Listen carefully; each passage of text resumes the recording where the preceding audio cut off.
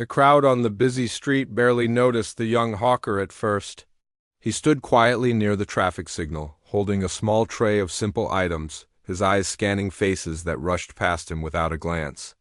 Cars honked, vendors shouted, and the city moved like it always did, fast, loud, and unforgiving. The hawker had learned long ago not to beg with words. He only stood there, patient, hoping that kindness might find him today. He was thin, neatly dressed in a faded shirt, and his shoes had cracks that told stories of long walks and harder days.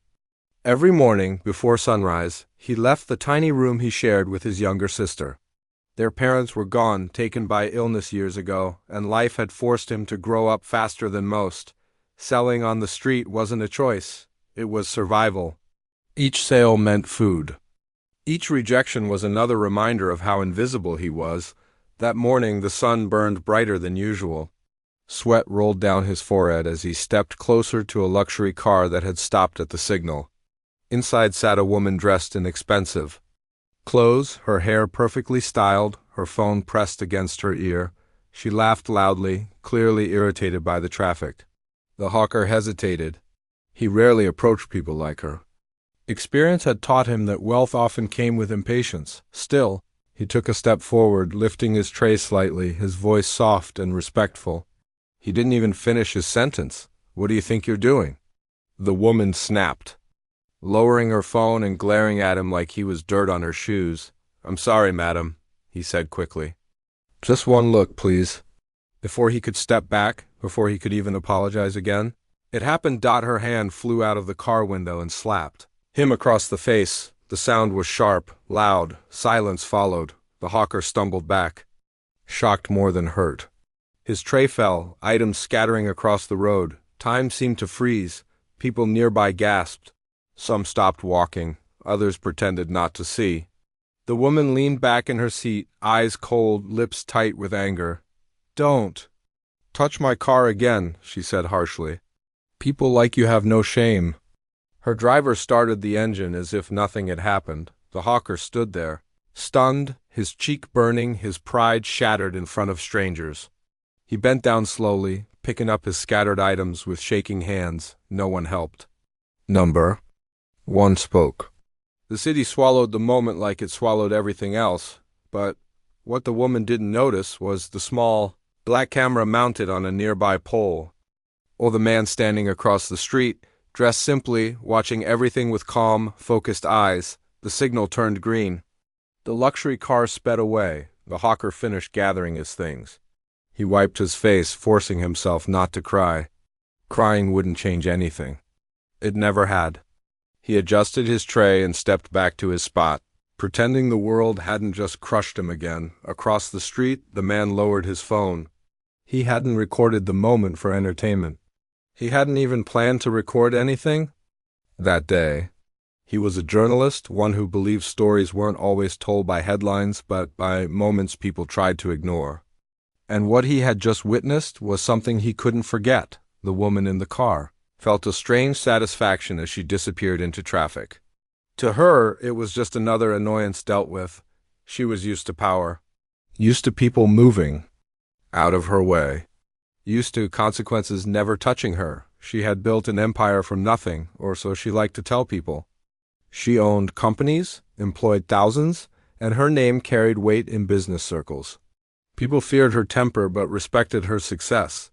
To her, that slap was insignificant, a reflex, a moment she would never think about again. Or so she believed. The hawker stayed until evening. Sales were slow. His face still hurt, but what hurt more was the humiliation replaying in his mind. When the sun finally dipped, he packed up and headed home. His sister looked at him the moment he walked in. "What happened?" she asked, touching his cheek gently. He smiled weakly. "Nothing, just a long day." He didn't want her to worry. She had exams coming up, dreams he wanted to protect. That night, across the city, the journalist uploaded the video. He didn't add dramatic music. He didn't exaggerate. He simply posted the raw moment with a simple caption asking a question about power, respect, and humanity. Within hours, the video began to spread. At first slowly, then faster. People shared it with anger, with disbelief, with shame. Comments poured in. Some recognized the woman instantly. Others tagged news channels, hashtags formed. The city that had ignored the slap now couldn't stop watching it. The woman woke up the next morning to a phone that wouldn't stop ringing. Her assistant sounded panicked. "Ma'am, there's a video. It's everywhere." "What video?" she asked, annoyed. The assistant hesitated. "From yesterday. On the street with the hawker." Silence filled the line. Her heart skipped for the first time in years. She opened her phone. The video played, her face, her hand. The slap, clear, undeniable. Her name trended online before breakfast. By noon, sponsors called. Board members demanded meetings. By evening, contracts were paused.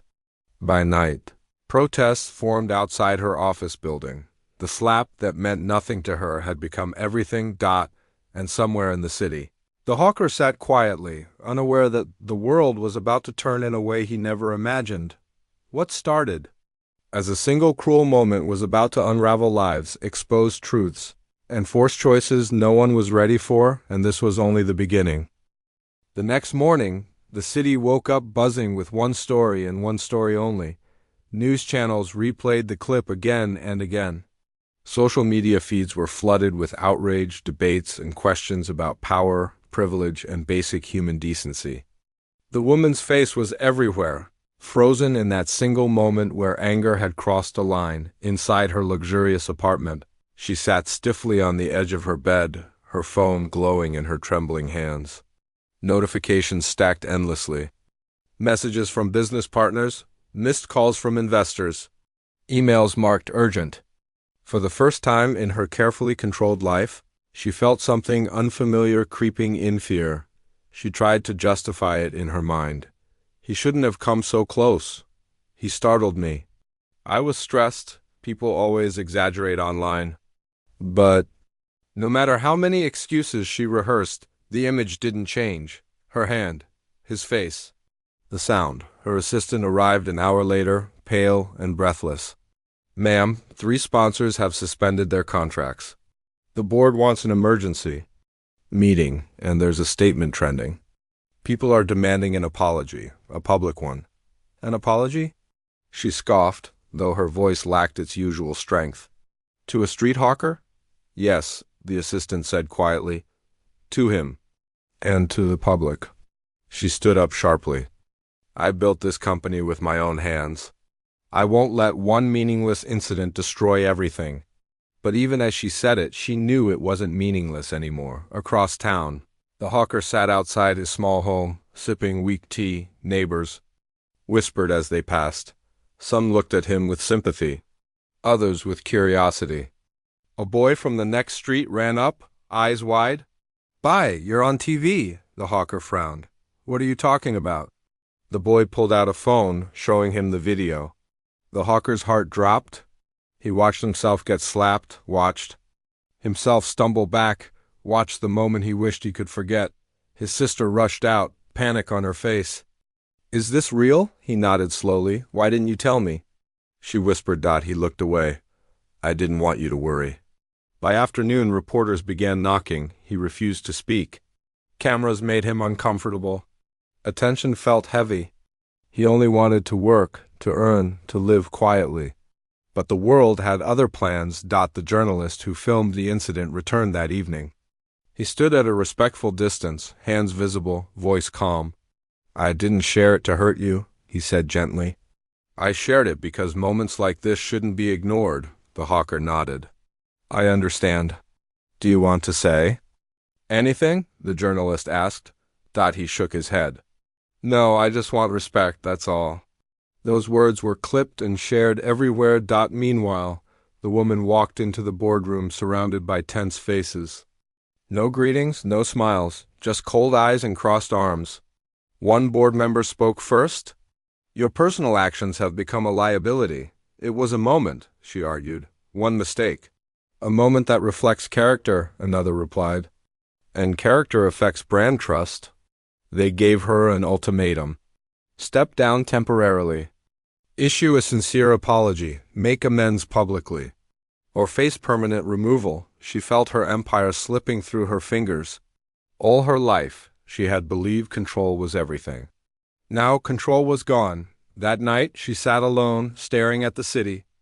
Lights. Memories surfaced her own childhood, poor and chaotic, selling small items on the street with her mother. Being shouted at, pushed away, ignored. Somewhere along the way, she had buried that version of herself so deep that she no longer recognized it. The next morning, cameras gathered outside a modest community center. No one expected what happened next. The woman stepped forward, dressed simply. No designer labels, no entourage. Just her. She took a breath. Yesterday, a video surfaced showing me slapping a street hawker. There is no excuse for my behavior. I was wrong? Gasps rippled through the crowd. She continued, voice shaking. Power does not give anyone the right to humiliate another human being. I forgot where I came from, and for that I am deeply ashamed. Then she did something one expected. She asked for the hawker. When he arrived, hesitant and confused, the crowd fell silent. She walked toward him slowly, eyes lowered, and stopped a few feet away. I'm sorry, she said, bending slightly. Not because I was caught, but because I hurt you. The hawker didn't respond immediately. He looked at her, really looked at her, and saw not a powerful businesswoman, but a woman afraid of losing everything. I don't want your money, he said softly. I just want people to see us as human. Tears welled in her eyes. You're right. The apology went viral too. Some praised it. Others doubted its sincerity, but the damage was already done. Stocks dropped, deals collapsed. Her board accepted her temporary resignation within hours. Days passed. The hawker returned to selling, though things had changed. People greeted him now. Some bought more than they needed. Others apologized on behalf of the world. He felt uncomfortable but grateful. The woman, on the other hand, faced silence. No meetings, no schedules, no assistants hovering around, just time. Time to reflect. One evening, she visited the same street where it had all begun. No cameras this time, no reporters. She watched the hawker from a distance, noticing how gently he spoke to customers, how carefully he counted change. She realized something painfully clear. The slap hadn't just humiliated him, it had exposed her, and what she chose to do next would decide whether she lost everything forever, or finally became someone worth respecting. The city waited, and so did fate. Days turned into weeks, and the noise around the incident slowly shifted from outrage to reflection. The city had moved on to newer scandals, but for the woman, life had not returned to normal. Silence followed her everywhere. The phone that once never stopped ringing now stayed still for hours. Invitations disappeared. Doors that used to open with a single call were suddenly closed. She spent her mornings alone, drinking tea by the window, watching people rush to work. For the first time in years, she noticed faces instead of numbers, lives instead of profits. It unsettled her. One afternoon, she received an unexpected message. It wasn't from a business partner or a lawyer. It was from a nonprofit organization, working with street vendors. They wanted her to visit, not as a sponsor, but as a listener. She almost declined. Pride urged her to stay away. But something deeper, quieter, told her this was necessary. The community hall was small and warm, filled with simple chairs and tired faces. Men and women who sold fruits, clothes, toys, and food sat together, murmuring among themselves. When she walked in, the room went quiet. Eyes followed her cautiously. Not with hatred, but with distance. She took a seat among them. A woman stood up first. We don't want donations, she said plainly. We want safety, respect, the right to work without fear. Another man spoke. People think because we sell on the street we are invisible. That slap? It wasn't new. It just happened to be filmed. Each word hit her harder than any headline. She stood slowly, hands clenched. I can't undo what I did, she said. But I can listen, and I can change. For the first time, no one interrupted her. No one applauded either. They just watched, waiting to see if her actions would match her words. Across the city, the hawker noticed changes too. A local official visited him, asking about licenses and protections. A journalist returned, not with a camera, but with coffee, just to talk. People began asking about his life, his struggles, his dreams. One evening, as he packed up his cart, a young woman approached him. "You don't know me," she said, "but seeing what happened to you made me quit a job where I was treated." "Badly, thank you." He smiled faintly, realizing his pain had sparked courage in someone else. Meanwhile, the woman made a decision that shocked her former circle.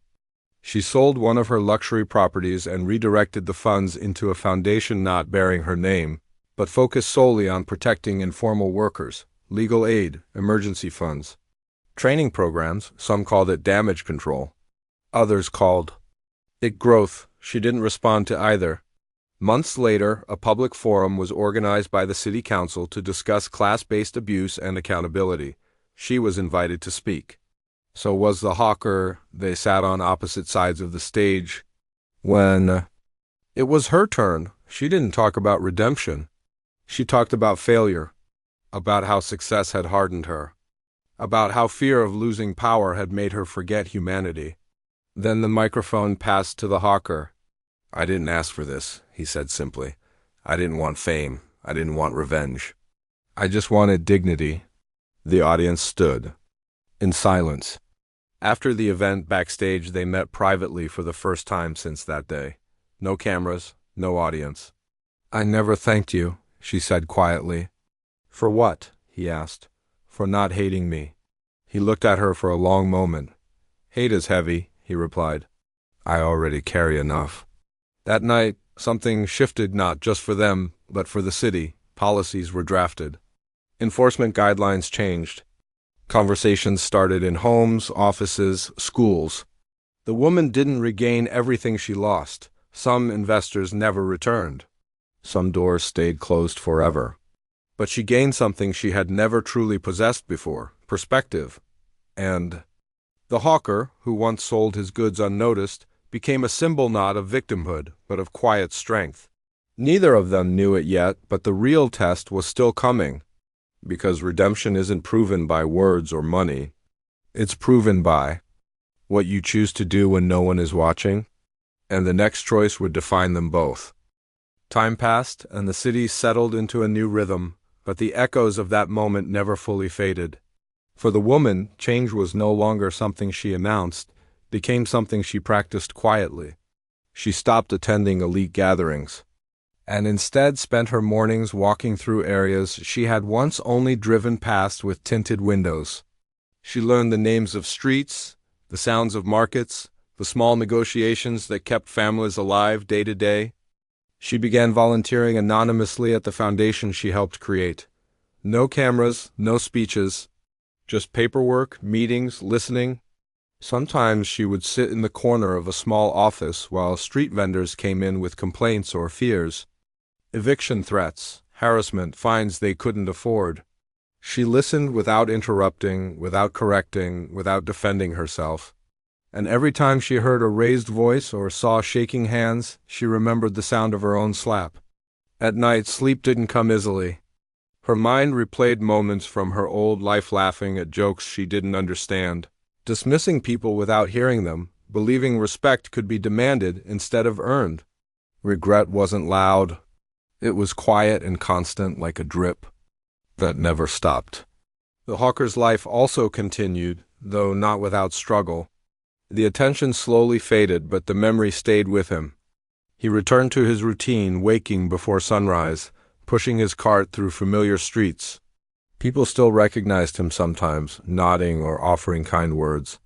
Others treated him the same as before. Life, he realized, rarely changes all. At once, one rainy afternoon, a young boy stood near his cart, watching silently. "My mother sells vegetables too," the boy said. "People shout at her." The hawker crouched down to the boy's level. "Then remind her she is strong," he said. "Stronger than their words." That night, the boy went home repeating those words like a promise. Months later, the city announced new protections for informal workers.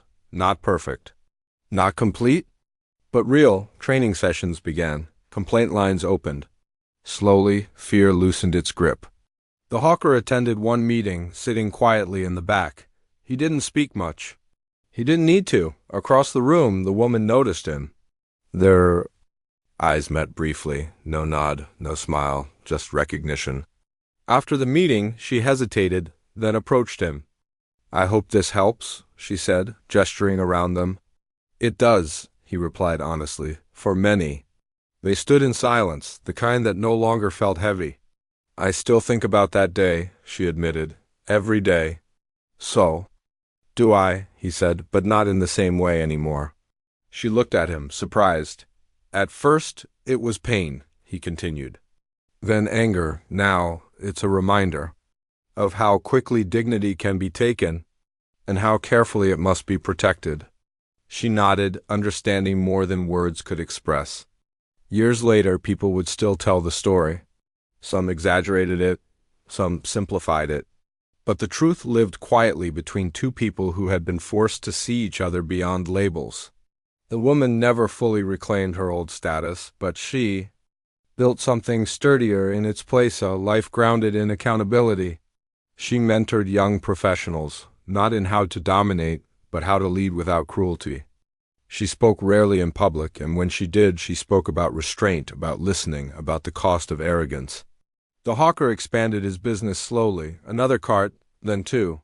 He hired people who needed second chances. When asked about his past, he didn't dramatize it.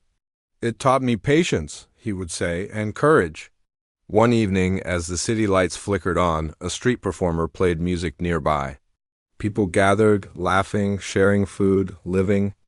The woman walked through the crowd unnoticed. The hawker served customers with steady hands. They existed in the same space, changed by the same moment, yet walking different paths. And somewhere in the crowd, someone watched the way they treated others, the respect in their movements, the calm in their voices, and learned something without ever knowing the story.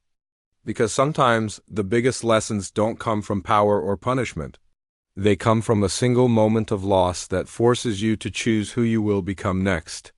And long after the slap was forgotten by the world, its consequences continued to shape lives quietly, deeply, permanently.